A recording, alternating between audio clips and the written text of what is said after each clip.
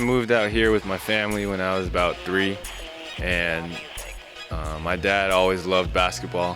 When he immigrated from Taiwan, he got introduced to the sport in America, and he just started playing nonstop. So growing up, I was always playing basketball. I think it's helped me because it's taught me a lot about perseverance and determination, and always being the underdog and having to earn everything you get. That's put a chip on my shoulder, and it's really motivated me. And there have been tough times, but in the end, it makes me a stronger person and a stronger basketball player. So that has definitely helped me.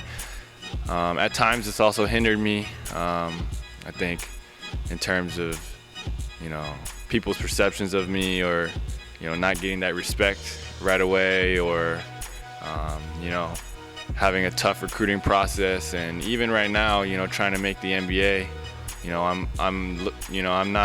I don't have as big of a name or anything like that, and I'm a lot more of an underdog, partially because I'm Asian American, and so in those instances it'll hurt.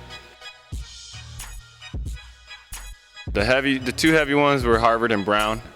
They really wanted me to play there, and they gave me official visits.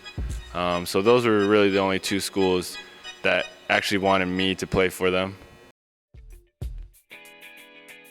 Back then, if I could have, picked one school, it would have been Stanford, right across the street.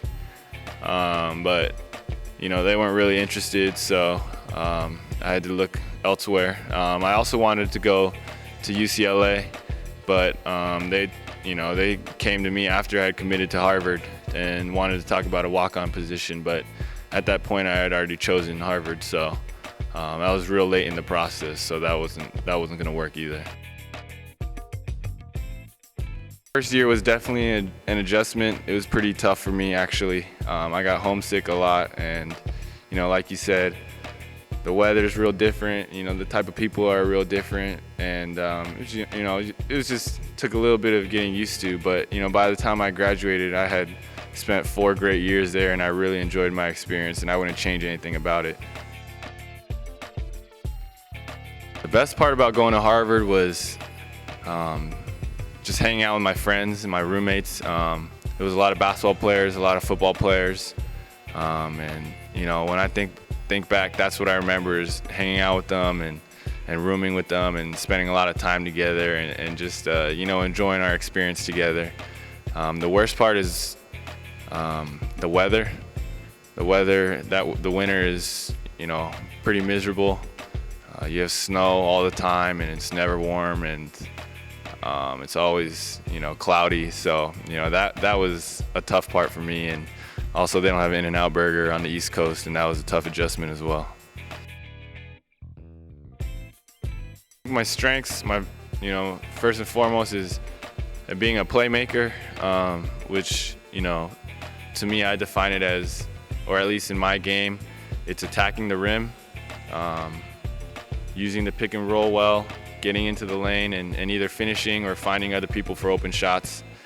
I think another strength is versatility, just being able to do a lot of different things, getting steals, rebounds, blocks, things like that. And I think another strength is just being a good help defender and anticipating plays, and just to be real aware of what's going on. I think my weaknesses, I need to develop a consistent NBA three-point jump shot. I've always been more of a slasher than a shooter, so my jump shot is something that I need to work on. Oh yeah, I think that'd be a great system for me. A lot of pick and rolls, a spread offense surrounded by shooters. I think that's perfect for me in terms of offense. I love getting up and down, and I know they do a lot of that. They score a lot of points, and they run a lot of pick and rolls. So that's the type of system that I think I would do really well in. I've spent my share of time trying to figure out what's going to happen, and the more you do that, the more you realize you have no idea what's going to happen. So I'm just letting the chips fall where they may. And I've already been blessed by God a lot to be in this opportunity to be able to go and work out and to show what I can do. And so I'm hoping a team will choose me. But whether I get drafted or not, I know there's going to be the summer league, and I'm going to be able to get a chance to showcase my skills there and to play there. So I'm not going to be too down if I don't get drafted, and I'm not going to be too high if I do get drafted, because I know in the end, no matter what, I need to go to summer league, and I need to start, getting ready for that and to play well and to prove myself there. One of them would obviously be In-N-Out. Another one would probably be there's this sushi restaurant in Mountain View, right off Shoreline, called Sushi Mon. That's one of my favorites. It's a local restaurant and it's pretty cheap. And my last one might be Peninsula Creamery. I love their milkshakes, and that's kind of a Palo Alto staple. If I could do 3 things, one of them would be to play in the NBA. Another one, I've always wanted to go on a cruise, but I've never been.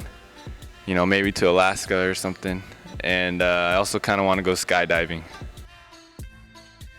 My older brother, he's actually in the small gym right now shooting with my younger brother, so I'm going to go over there in a little bit. Midway through the season, we had lost a couple games, and it was pretty clear that we weren't going to win the Ivy League, and I got pretty teary-eyed then. I'll take Mike Tyson. Because I know Ron Artest is, he may not be in his prime, but he's still real athletic. I know Mike Tyson's a little bit out of shape, so I might be able to run from him. Denzel Washington, my favorite actress, probably Jessica Alba. I just want to thank all my fans and supporters. I've appreciated everything, and I've been overwhelmed by all the support, so it's big time and I appreciate it.